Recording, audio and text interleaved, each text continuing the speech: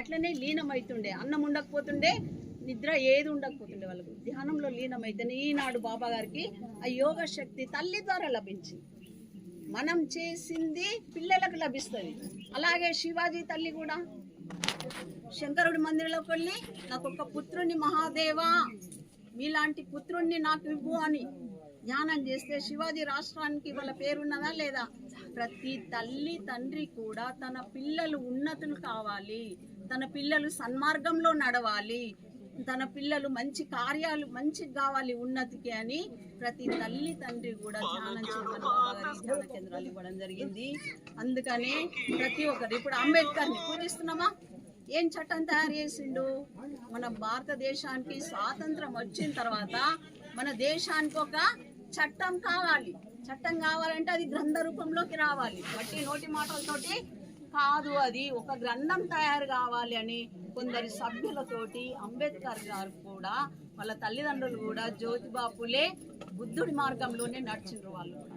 అంటే వాళ్ళ ఎవరైతే తల్లిదండ్రులు మహాత్ముల బాటలో మహాత్ముల యొక్క వచనాలు విని వాళ్ళని పాలించిండ్రో వాళ్ళ పిల్లలు కూడా ఈనాటికి చిరస్మరణీయంగా మనము వాళ్ళని స్మరిస్తూనే ఉన్నాం సంవత్సరం ఒకసారి.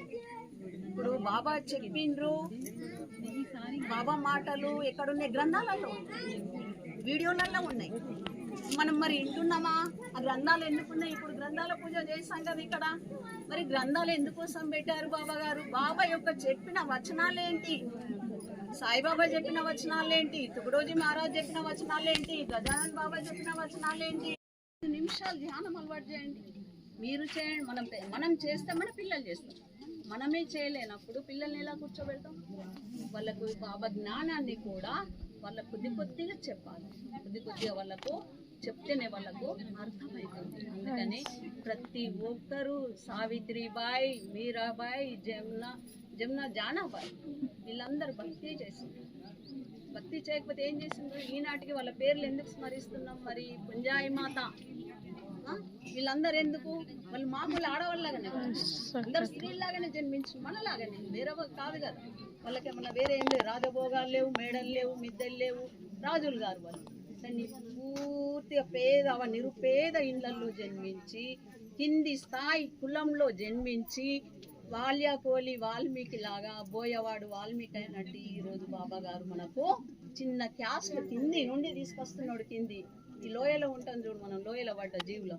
ఈ లోయలో పడ్డ జీవులన్నిట్లా కింది స్థాయి నుండి, అట్టడుగు స్థాయి నుండి ఈరోజు వెలికి తీసి బయట మనకు ఈ ఆత్మజ్ఞానాన్ని బోధించడానికి